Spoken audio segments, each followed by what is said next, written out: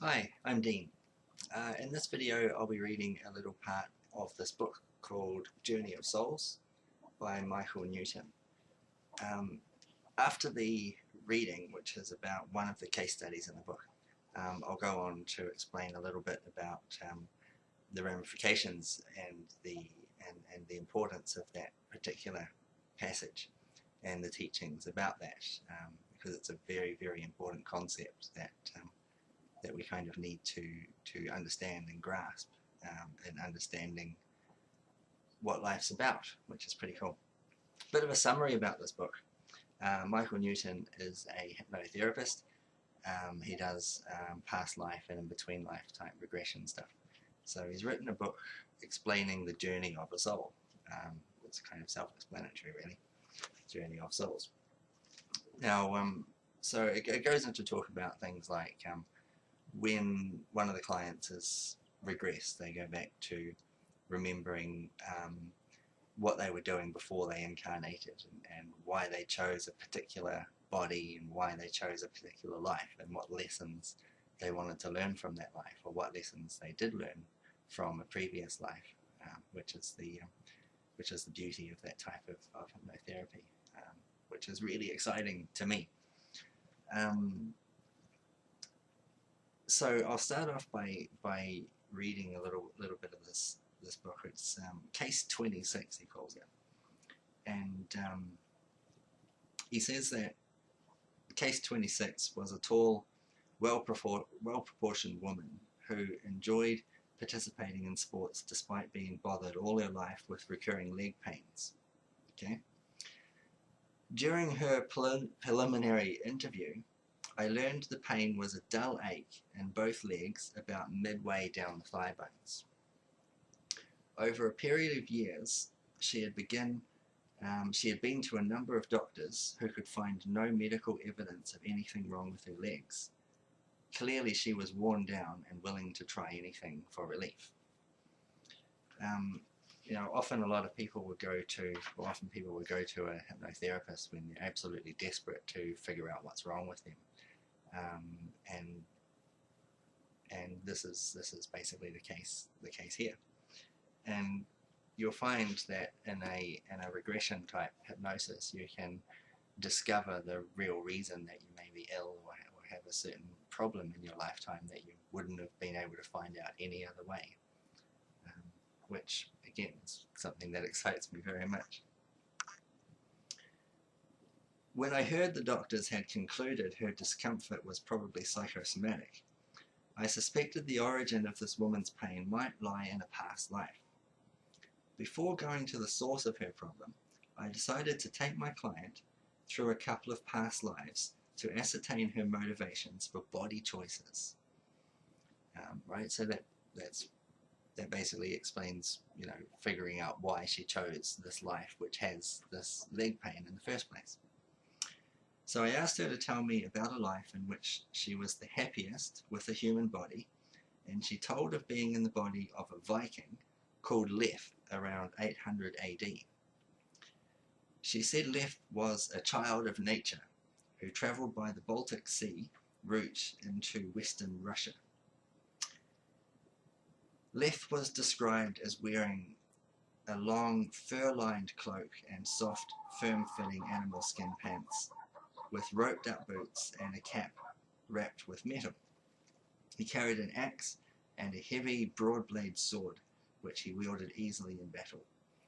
My subject was intrigued by the picture in her mind of again being inside this magnificently proportioned warrior, with dirty strands of reddish blonde hair spilling over my shoulders, she says.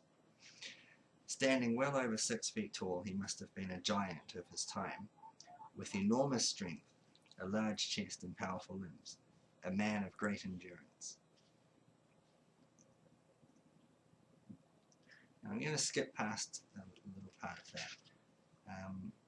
Now goes into a question and answering session where he's interviewing the subject, the woman, about what it's like to be Leif and why and what life is like there.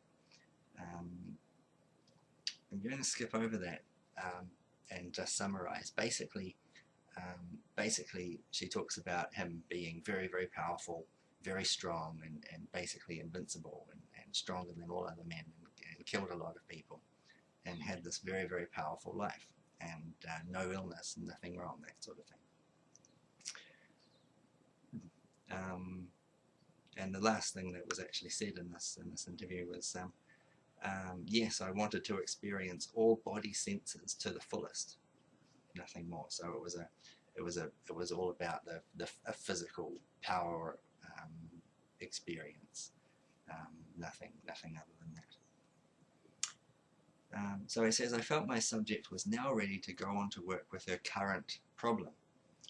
After bringing her out of superconscious into a subconscious state, those are two different levels of deepness of trance, I asked her to go directly to a life which may have involved leg pain. Okay, so we're trying to figure out the source of this leg pain, obviously. Almost at once, the woman dropped into her most recent past life and became a 6-year-old girl named Ashley, living in New England in the year 1871.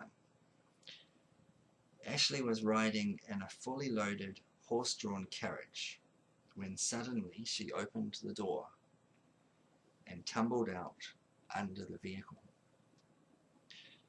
When she hit the cobblestone street, one of the heavy rear carriage wheels rolled over her legs at the same point above both knees, crushing the bones. My subject re-experienced a sharp pain in her legs while describing the fall.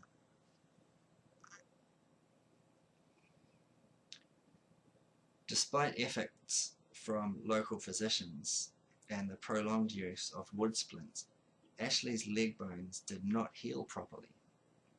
She was never able to stand or walk again, and poor circulation caused repeated swelling in her legs for the rest of a rather short life. Ashley died in 1912 after a productive period of years as a writer and a tutor of disadvantaged children. When the narration of Ashley's life ended, I returned my subject to the spirit world.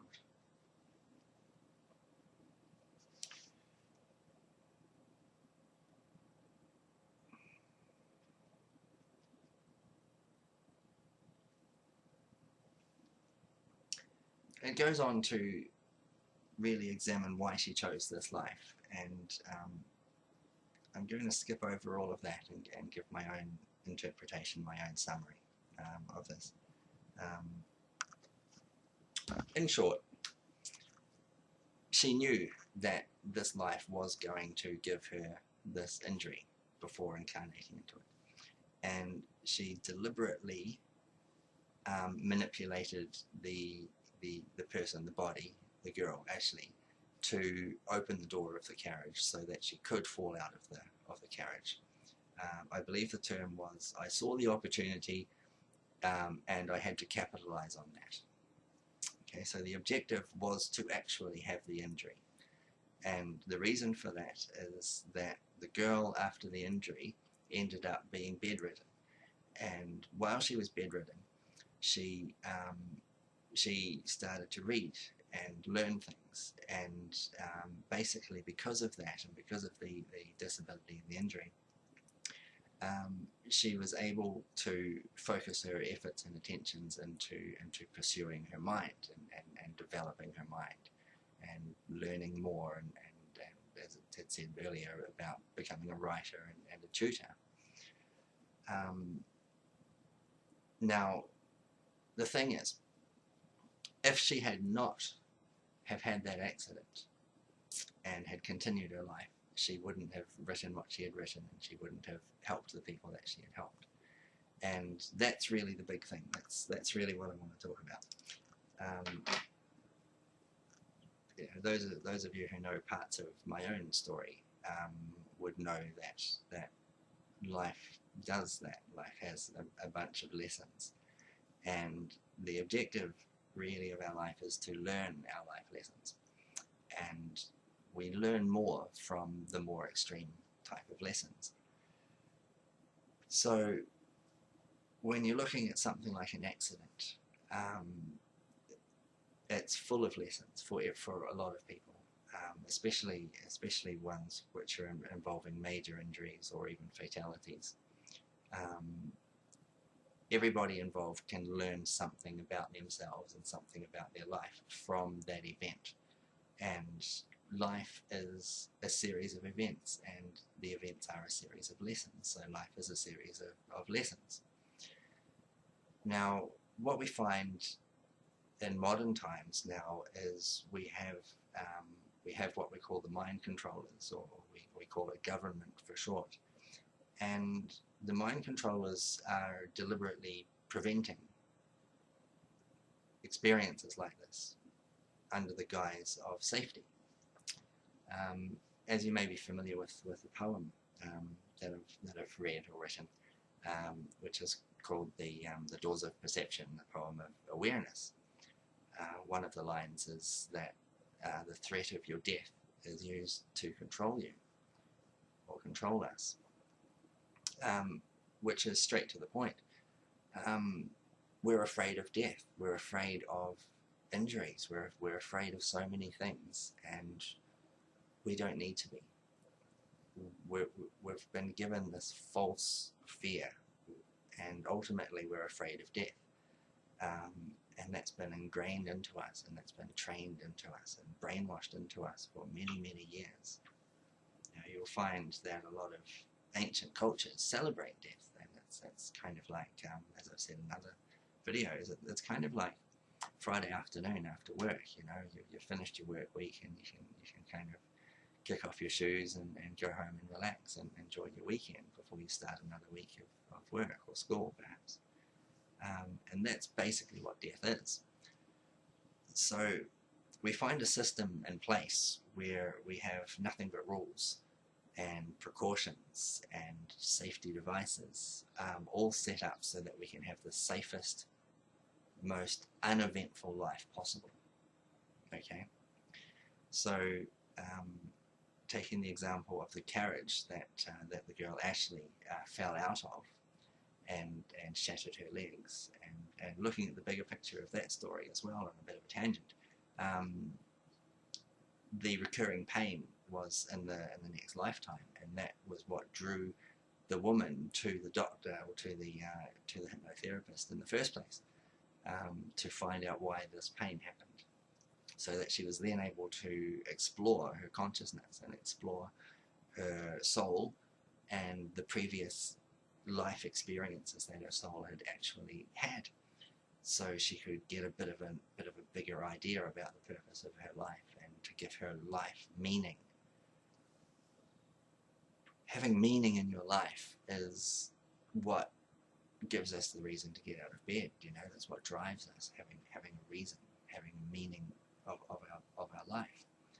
And believe it or not, the meaning of our life is not to collect money and raise children so that they can collect money.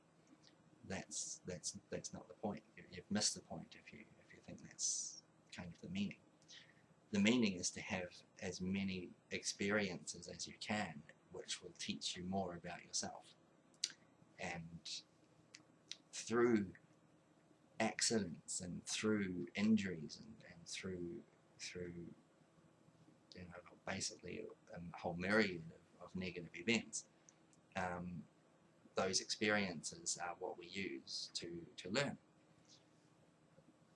So going back to the mind controllers, we're looking at preventing experiences. So in the case of the carriage, cars these days, of course, have many safety devices. You know, you can't open a door if you're a child. You have the child lock, so you can't even open the door from a moving carriage, like Ashley did.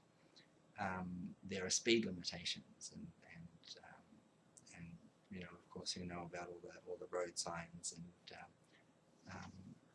all the carry on around it. Wearing seat belts is another big one.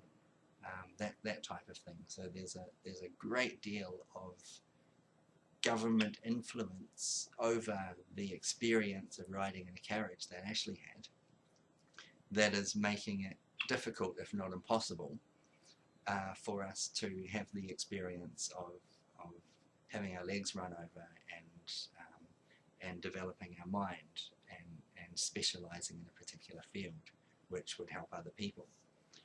So essentially the control system, the mind controllers, the government, want us all to have a very, very simple life where we are born in groups, we're schooled in groups and batches, and we're all the same, and we have the same sorts of experiences, which is basically just going to school, getting brainwashed, coming home safely, watching television, learning consumerism, going to sleep, and then obviously eating, and getting up and repeating that over and over and over for your entire life.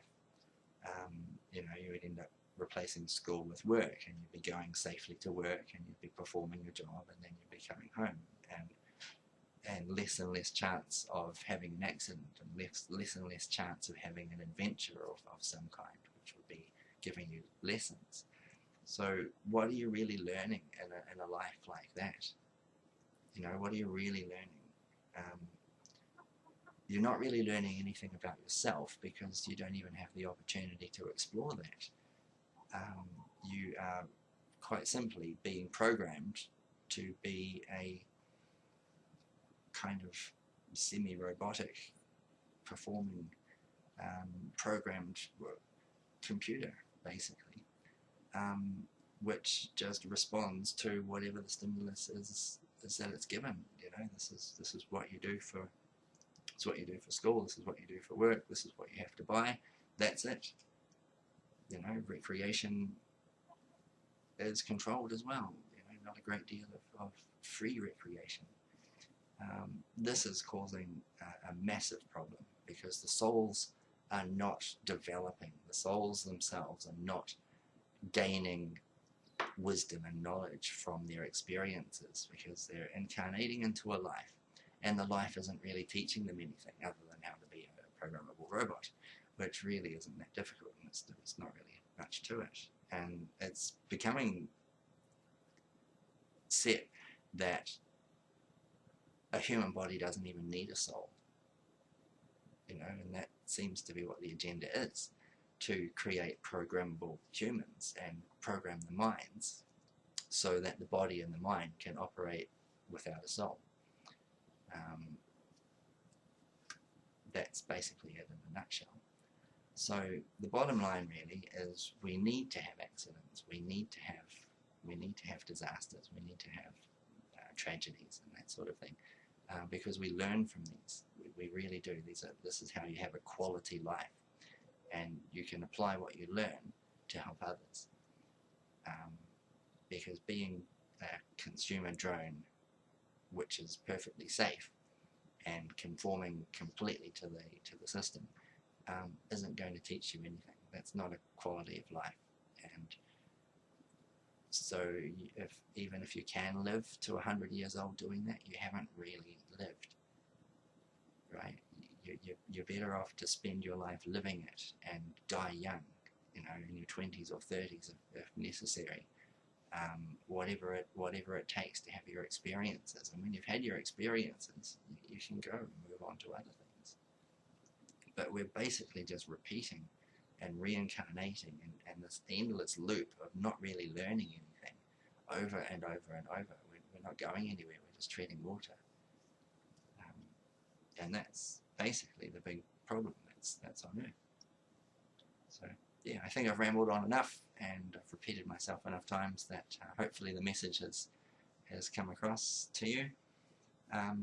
Subscribe to my channel and stay up to date with other videos that I'm adding to teach a little bit more about this concept. Thank you.